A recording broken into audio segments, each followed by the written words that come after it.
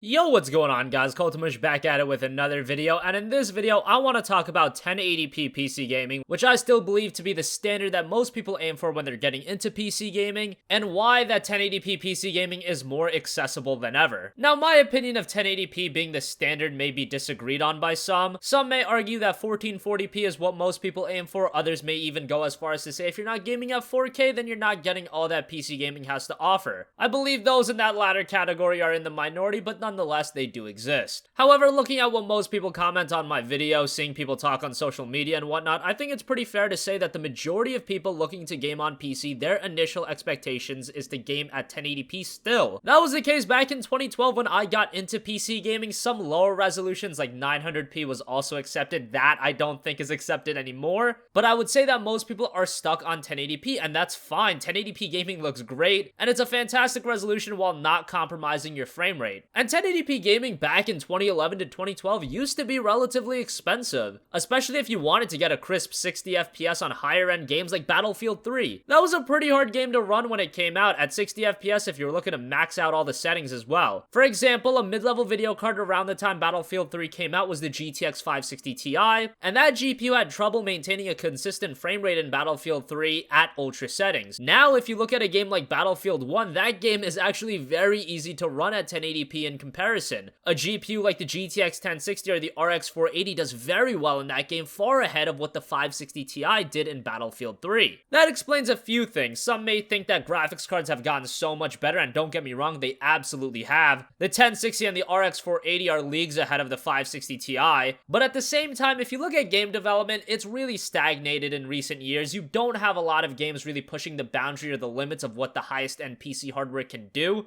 In some cases, if a high-end GPU like the 1080 is brought to its knees, it's because of a game like Dishonored 2 where the port just isn't that great. Or if you game on extremely high resolutions, then you can start seeing some benefits from having a top-tier video card. But for those of you that are, in my opinion, the majority of PC gamers looking to game at 1080p, that price threshold of what you need to drop to get a great experience has been significantly lowered. An amazing 1080p gaming PC can be built for like $600 to $650, and we're talking buying brand new parts, not getting used parts off eBay, going to a local thrift shop and finding some insane deal. No, we're talking new parts off a site like Newegg or Tiger Direct or Amazon. And if you drop $600 to $650, you can get a gaming PC that can get 60 FPS on nearly every game at 1080p at very good settings. In comparison to a few years ago, that's absolutely ridiculous, and the performance per dollar that you can get now is pretty freaking amazing. Look at a GPU like the RX 470 or the RX 480. Those GPUs are priced very low. The 470 was available for like $150 on Black Friday, but they perform amazingly at 1080p. And like I said, with 1080p still being the standard for the majority of people getting into PC gaming, the fact that you can get a GPU like that for $150 and get performance like that, that's great. And that's why now more than ever, I feel if someone is hating on PC gaming for the price barrier, well, you just look like an absolute tool now. It's not even funny. Given the fact that a console like the new PS4 Pro is $400, you're gonna need PlayStation Plus and whatnot, you're getting really close to what a decent level gaming PC would cost. And years ago, people tried to make the argument that gaming PCs were cheaper than consoles, and in the long run, you can make that argument, but now I think that window between consoles and PCs has been marginalized a lot, especially if you are in the market for a 1080p PC. If you're looking to game at 4K and whatnot, obviously you're going to need to drop a lot of money, but for 1080p PCs, it's not that expensive. Now, in fairness, a PS4 Pro does actually give you some really solid performance. I believe it's running games like Rise of the Tomb Raider really well, so it's not a slight on the console, but at the same time, as I've always said, a gaming PC is much more than a gaming platform. So the little price difference you have between a console and an entry-level 1080p gaming PC, which now an entry-level 1080p gaming PC is pretty freaking good, the price difference in my eyes is very much worth it. Let me know what you guys think in the comment section down below. On one hand, 1080p gaming on a PC is cheaper than it's ever been. At the same time, however, you don't have a lot of games that are really pushing the PC hardware that we have available. And obviously, it's because developers still need to cater towards the console market because a large portion of revenue is made on there, but it's still an interesting dynamic. I think the majority of gamers prefer it this way, where gaming is just very cheap, but for those of you that go balls deep in building their PC, well, unless you're gaming at super high resolutions, I personally feel like you're not not getting your money's worth. Even with me, having a 1070, I find myself not needing it at all sometimes. I would have been fine with my 970, but I also do most of my gaming at 1080p, so I'm a little more lenient on that front. Like I said, let me know your thoughts in the comment section down below. If you have a request for a future video, you can also leave that in the comment section down below, and I'll catch you guys in the next one. Peace out.